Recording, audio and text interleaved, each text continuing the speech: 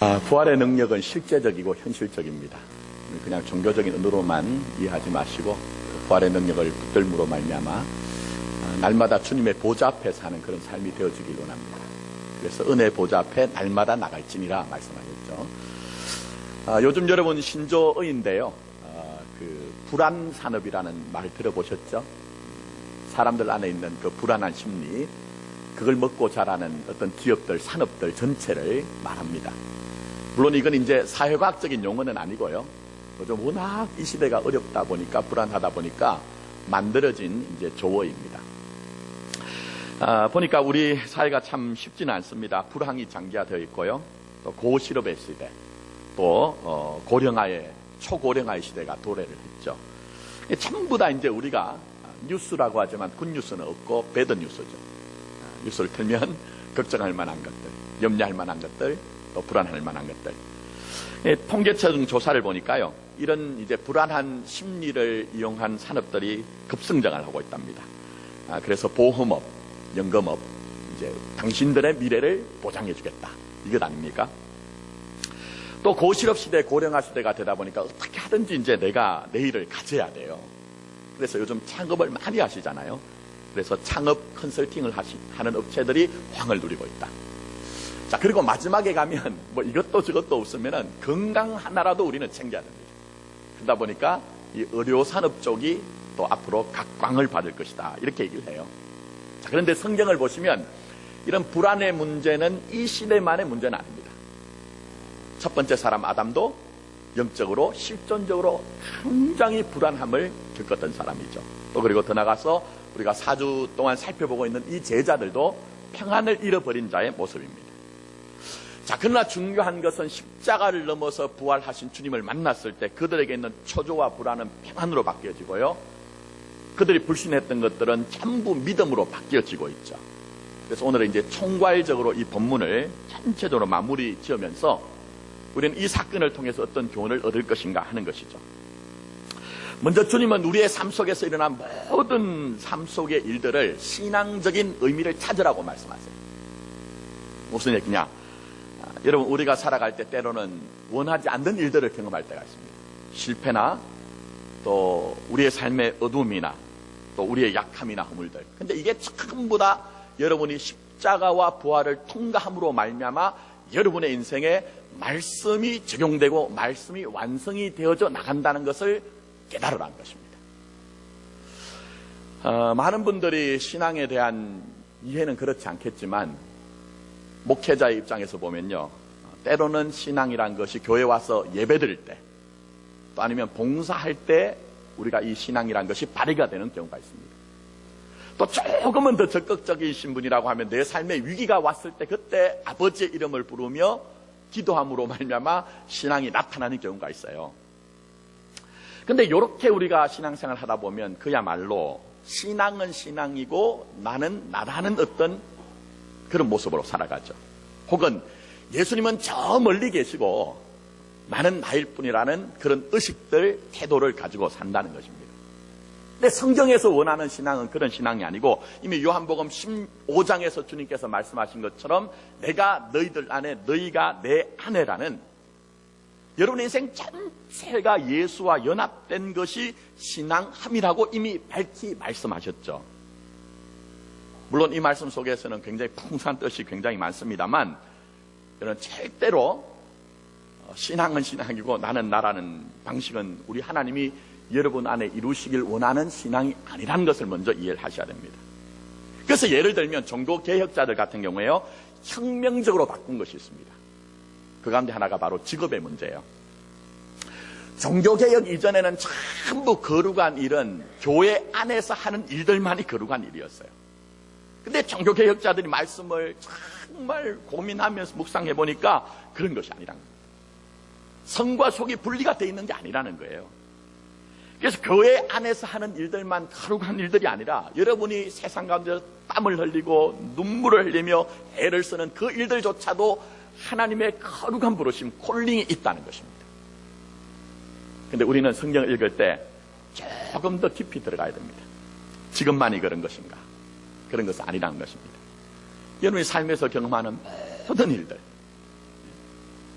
모든 일들이 사실은 여러분들이 예수 그리스도를 믿음으로 말미암아 그와 하나가 되어져 가는 과정이라는 거예요. 그걸 우리에게 말씀하고 있는 것입니다. 그래서 성경에서 등장하는 모든 믿음의 선진들이 그 표본으로 모델로 여러분에게 등장하고 있는 것입니다. 그런데 어떤 분들은요 그렇게 이해를 하지 못하고 있습니다.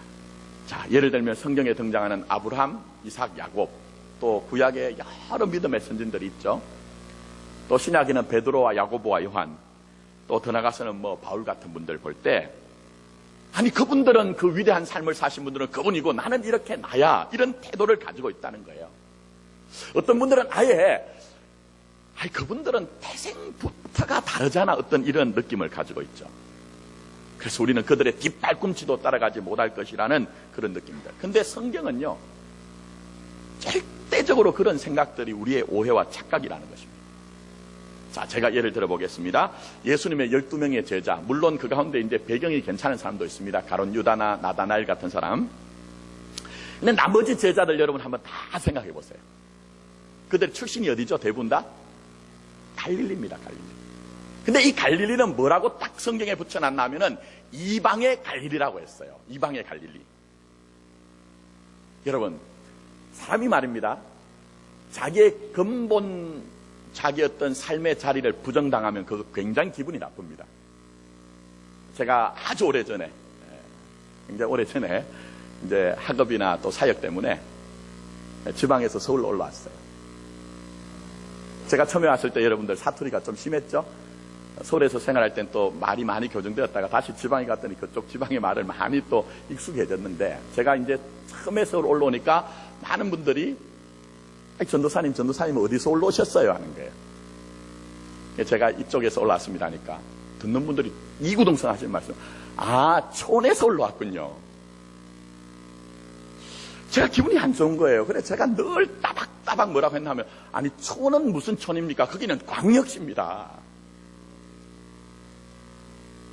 지금은 아니지만 그 당시에 그 도시가 3대 도시였거든요. 아니 제가 있던 데는요 우리나라에서 3대 도시 안에 든다니까요. 촌 아니라니까요. 여러분, 촌이라고 해도 기분이 안 좋은데 이방의 갈릴리래요. 그 당시에 유대인들의 보편적인 생각은 이 이방 사람들은 전부 지옥의 불쏘시개로 써야 된다는 거예요. 아니 촌이 아니고 아예 저 지옥으로 들어가야 되는 이방 중에 하나인 갈릴리라는 거예요. 그러니까 얼마나 이들이 모멸찬 그런 대우를 받았나는 거예요. 또 더 나가서 여러분 생각해 보시면 예수님의 12제자 중에 대부분은 이제 어부였습니다. 근데 여러분 혹시 성경 말씀 읽으실 때에 예수님의 제자들이 갈릴리 수산고등학교나 갈릴리 수산대학교를 나왔다는 구절 보신 적 있습니까? 전혀 발견할 수 없을 거예요. 그 당시에 전체 민초들이 그랬지만 입에 풀칠하기도 어려웠기 때문에 사실은 교육에 신경을 쓸 겨를이 없었습니다. 그리고 그 당시에 갈릴리 호수에는 추경학자들 얘기하기를 전체가 한 200여 명 정도의 업에 종사하는 사람들이 있었는데 그 사람들 전부 그 당시에 최하층민이었다는 거예요. 그래서 여러분, 이 베드로가 밤이 새도록 주님을 만나기 전에 거물질을 했죠. 근데 그것은 여러분 아셔야 되는 것이, 원래 갈릴리 바다에서 호수에서 업을 하던 사람들은 밤에 업을 합니다. 근데 그날 밤에 물고기를 잡지 못하면 그 다음날 아침엔 하루 종일 철철 굶어야 하기 때문에 그야말로 고단하고 신산스러운 삶을 살 수밖에 없었던 것들이 그래요. 근근히 살아갔던 것이죠. 자, 그러면 우리와 비교 한번 해보세요. 제가 여러분과 비교를 일일이 하지 않겠지만 오히려 그들이 별 볼 일 있는 사람이다? 오히려 별 볼 일 없는 사람이에요. 세상적으로는 그들은 아무것도 아닌 정말 별 볼 일 없는 사람이었습니다. 더구나 이들은 전부 십자가의 자리에서 주님을 부인하고 주님을 뿔뿔이 흩어져서 도망갔던 사람들이에요. 그런데 오늘 이 자리에 우리 주님은 찾아오셨습니다. 그리고 그 십자가의 상흔을 보여주시면서까지라도 그들을 이해시키며 설득시키며 그들을 믿음의 사람으로 만들어내셨다는 거예요, 여러분. 그렇다면 이 성경에 나오는 수많은 사람들 여러분이 묵상하실 때, 생각하실 때, 그 사람들은 원래 그렇게 사는 것이고 나는 이렇게 사는 것이야.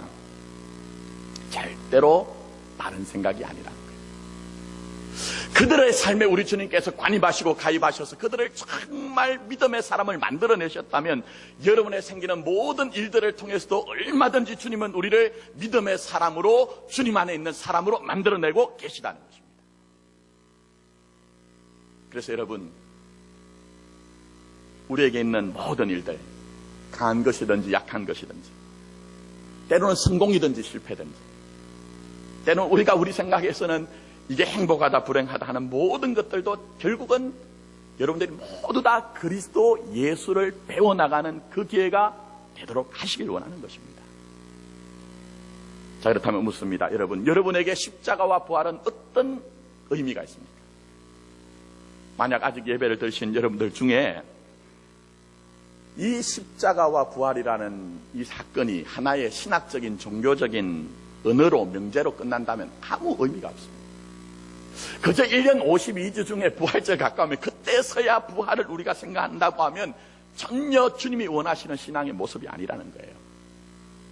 다시 한번 말씀드립니다. 오늘 여기에 믿음의 선진들, 예수님의 제자들, 결국 그들의 인생의 전부가 예수님의 십자가와 부활 안에 있는 인생이었다면 우리도 동일하게 예수님의 십자가와 부활 안에 있는 인생이라는 것을 성경은 우리에게 말씀하고 있는 것입니다.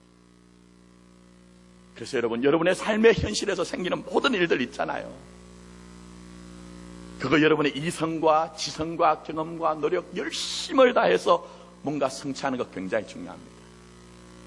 그러나 더 중요한 것은요, 여러분 그 모든 일들, 어떤 일이든지 단독으로 내 인생 성취하며 사는 인생이 아니라 결국은 여러분 안에 예수가 이루어지고 있다는 사실을 아셔야 된다는 것입니다. 자, 그런데 제가 이렇게 말씀드리면 여러분 이게 그림으로 잘 안 그려져요. 그래서 오늘은 여러분들에게 영상을 하나 준비했습니다.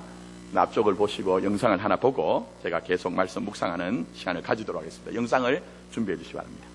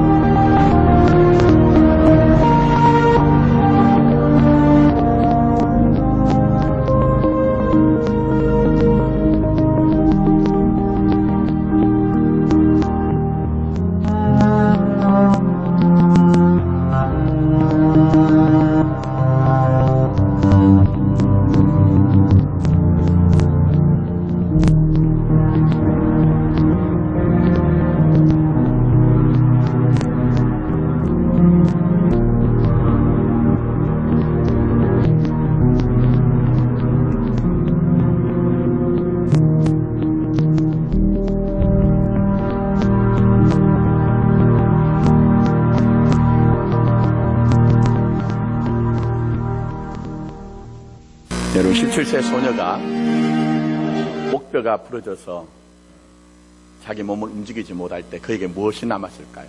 또 무엇을 할 수 있었을까요?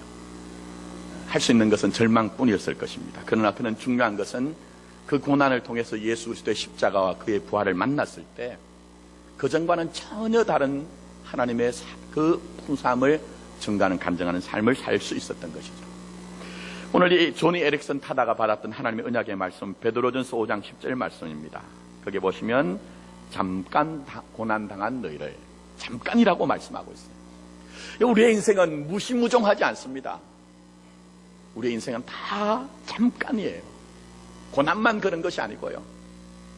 어쩌면 우리가 그렇게 희구하고 갈구하는 인생의 그 모든 것들, 기쁨, 즐거움, 성공, 성취, 이 모든 것도 다 잠깐 지나가는 것이죠.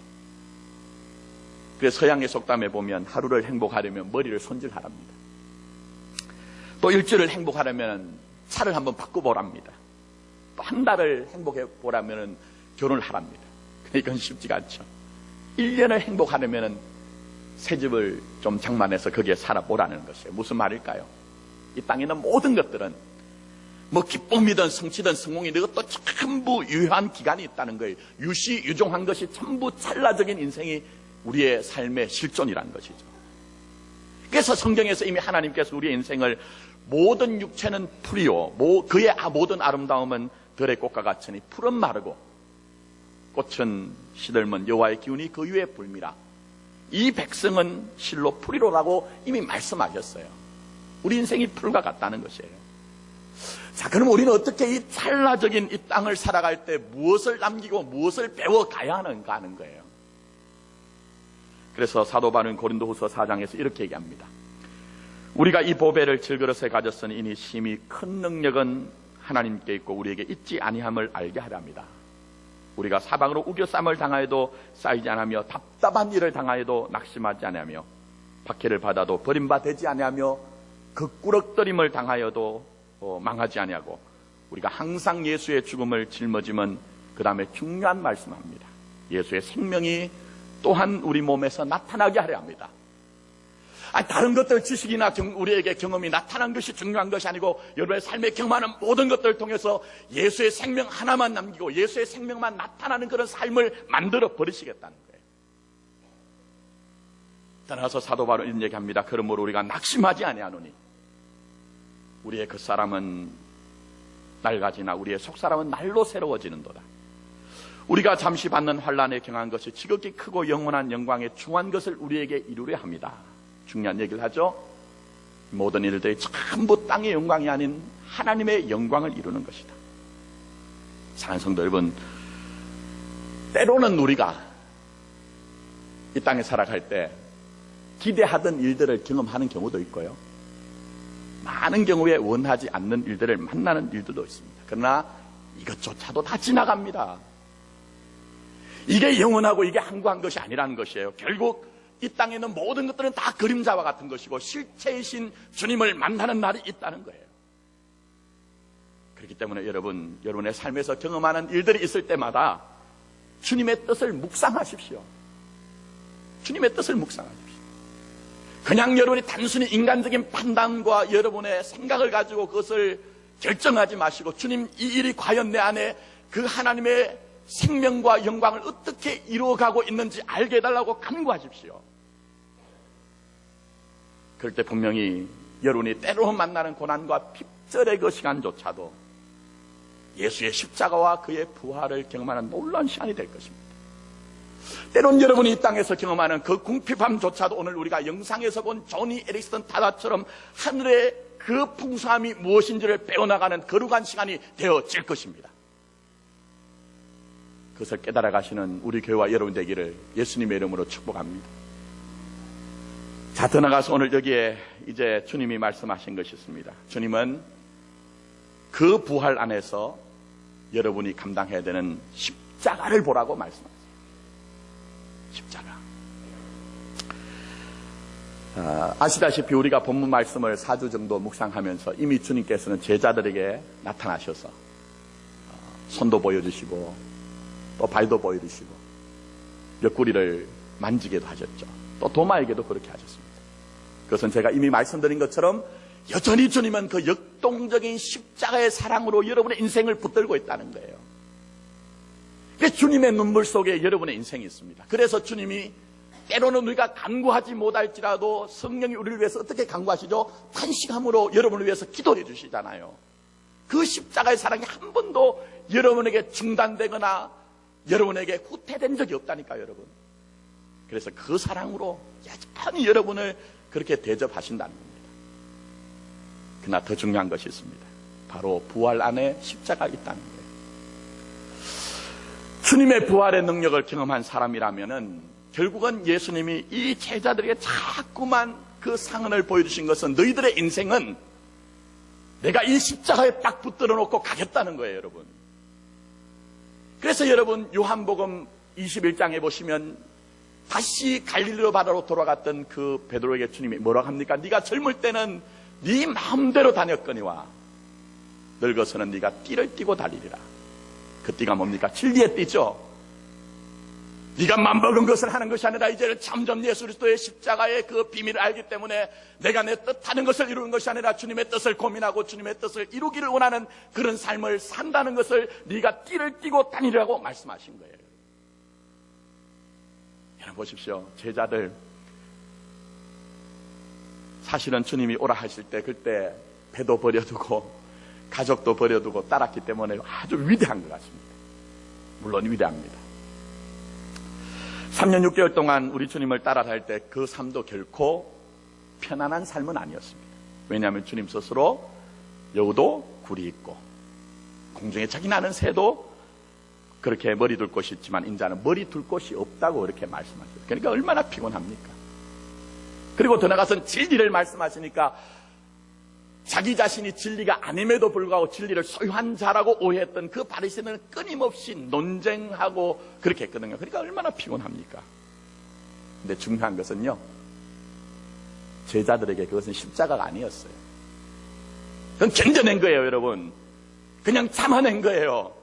그래서 결정적으로는 오병이어의 기적 외에 많은 사람들이 우리 주님을 왕으로 삼으려고 하니까 우리도 언젠가는 주님이 이 순간만 참아내면 기다려내면 저 예루살렘에 올라가서 예수님이 왕이 되면 우리는 그의 좌편과 우편에서 입신양명하여서 떵떵거리며 살 수 있다는 그 하나 때문에 그들은 참아낸 것이죠, 여러분. 십자가 아니라는 거예요, 여러분.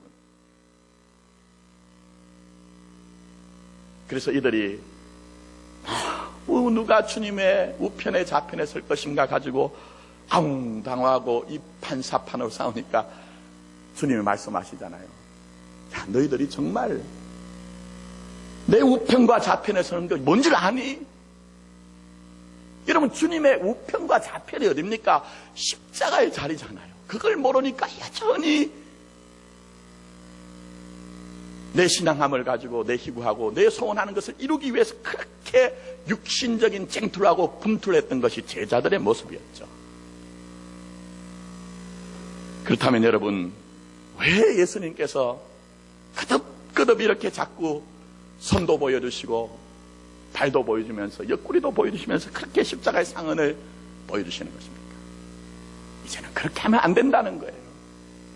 부활을 경험한 사람은 예수의 십자가에 완전히 붙들려져서 예수를 증거하고 예수를 나타내는 내가 원하는 것이 아니라 주님이 원하는 것을 이루는 교회와 신자가 되어져야 된다는 것입니다. 여러분 보십시오. 부활이 얼마나 어마어마한 사건입니까? 사실은 이 부활은 표적, 세메이온으로 보여준 모든 기적들의 총합입니다. 그러니 이거는 굉장한 사건이잖아요. 그래 혹시라도 주님 마음에 아니 얘들이 또 어마어마한 이 사건을 보고 옛날처럼 육신적인 것을 구하는 것이 아닐까 하는 걱정이 있지 않았을까요? 그래서 주님께서 손을 보여주시고 발을 보여주시고 그 옆구리의 상흔을 보여주시면서 얘들아, 부활의 능력을 가지고 산다는 것은 네가 원하는 것을 이루기 위해서 그렇게 탐욕하며 사는 것이 아니라 도리어 내가 하고 싶은 것들은 전부 다 좀 내려놓고 나를 부인하는 것이 아니라 너희를 부인하면서 내 뜻을 기쁨으로 감당하는 것이 부활의 능력의 삶이야. 그걸 지금 우리 교회와 여러분에게 주님은 지금도 여러분에게 말씀하고 계신 거예요, 여러분. 여러분, 누가 정말 부활의 능력으로 사는 사람일까요? 지식이 많은 사람이 부활의 능력으로 사는 사람일까요? 세상적인 성공을 많이 해서 자기 자랑이 많은 사람이 부활의 능력을 가진 사람일까요? 혹 어떤 사람들처럼 정말 의견이 뛰어나고 화술이 뛰어나기 때문에 수많은 사람들을 모아서 자기의 의견을 관찰할 수 있는 사람이 부활의 능력으로 살 수 있는 사람일까요? 사실은 그것 때문에 우리가 아팠잖아요. 그것 때문에 우리에게 부활의 능력이, 소망이 사라졌잖아요, 여러분. 그렇다면 여러분, 정말 기독교 신앙에서 얘기하는 그 진리를 여러분이 딱 정리해내셔야 합니다. 부활의 능력은 내가 원하는 것을 이루는 것이 아니야. 아니, 처음에 출발은 내가 원하는 것이, 필요한 것들이 다 내게도 필요하기 때문에 그렇게 구하고 찾는, 문을 두드리는 인생을 살 수 있지만, 그러나 주님의 십자가 앞으로 점점 나가게 되면서, 주님, 내 뜻 여기 있지만, 내 원함이 있지만, 내 소원 여기 있지만 주님의 뜻이 아니라면 나 그건 무릎 꿇고라도 주님 앞에 포기하겠습니다. 중단하겠습니다. 주님의 뜻을 이루는 교회와 신자가 되겠습니다 하는 이 고백과 이 소원 하나만 남게 되더라는 거예요, 여러분. 그게 바로 교회이고 그것이 바로 성도인 것입니다. 저는 우리 마포교에서 이룰 일이 아무것도 없습니다. 저같이 무능하고 무지하고 능력 부족한 사람이 뭘 이룰 수 있겠습니까? 다만 여러분들과 함께 손잡고 그 길을 함께 가자는 거예요. 우리가 원하는 것이 이루어지든, 때로는 우리가 원하는 것이 이루어지지 않든, 그 모든 것들을 진료로, 재료로 삼아서 결국은 주님의 뜻만을 이루는 것들을 바라보고 그것 하나하나 체득해내면서 우리의 입술의 고백과 교회의 간증 속에서 오직 예수님 뿐입니다 하는 것들을 함께 이루어 가자는 것입니다. 그래서 오늘 말씀 한번 보십시오. 본문을 잘 보시면 짧은 구절인데요, 제자의 입장에서 한번 읽어보세요. 부활하신 주님이 그들의 가운데 오셔서 평강의 인사를 전합니다. 얼마나 반갑고 안심하고 기뻐했을까요? 다시 한번 주님이 그들에게 너희에게 평강이 있을지어다 또 말씀하세요. 정말 기뻤겠죠, 여러분. 근데 그 다음 보시면 찬물을 끼얹는 얘기를 하세요. 자, 요한복음 20장 21절 하반절 한번 보세요. 너희에게 평강이 있을지어다. 그 다음에 뭐라고 했죠? 아버지께서 나를 보내신 것 같이 나도 너희를 어떻게 해요? 보내노라 얘기했어요. 여러분, 주님이 우리를 보내는 곳이 어딜까요? 결론적으로 말씀드리면 십자가의 자리예요. 너희들이 나를 쫓으려면 자기를 부인하고 자기 목에 태인 그 십자가를 지고야 가는 그 길을 주님께서 우리를 보내시겠다는 거예요. 그래서 이 부활하신 주님을 만났던 모든 제자들은 전부 십자가의 도를 전합니다. 당신들이 어떻게 하면 성공할 것인가, 당신들이 어떻게 하면 행복할 것인가, 당신들이 어떻게 하면 당신의 뜻과 소원을 성취할 것인가 하는 것들을 전혀 말하지 않고 오직 예수의 십자가의 도를 전합니다. 그리고 그들의 인생의 모든 결론은 결국은 삶의 모양은 달랐을지라도 십자가로 마무리하는 생애가 되었지 않습니까? 그래서 저는 여러분들에게 강대상에 설 때 어떤 면에서 여러분이 원하는 얘기를 줄 수 없을 수도 있습니다. 왜냐하면 주님이 저를 이 강대상에 세워놓은 이유가 그것이기 때문에. 이런 세상의 가치관과 철학과 허탄한 신화가 뭡니까? 네가 하고 싶은 거 해. 네가 원하는 거 해. 네가 원하는 거 하면 너는 그래야 행복할 수 있는 거야. 너의 자아가 완성될 수 있는 거야 하는 것 아닙니까? 그러나 영적인 세계에서는 이것은 기초도 안 됩니다. 기본도 안 됩니다, 여러분. 아무것도 아닌 거예요, 그것은. 부활의 능력을 경험한 사람은 결국 힘들고 어려워도 주님의 십자가의 의미를 알고 그것을 완성하기 위해서 애쓰고 힘쓰는 삶을 산다는 것입니다. 왜 그렇습니까? 때로는 눈물을 흘리는 날도 있지만 씨를 뿌려야 합니다. 그러나 그렇게 씨를 뿌릴 때 기쁨으로 단을 거둔다는 것을 알기 때문에 아니, 더 정확하게 말씀드리면 눈물을 흘리며 씨를 뿌려도 나는 수확이 없을 수 있다는 사실을 알아요.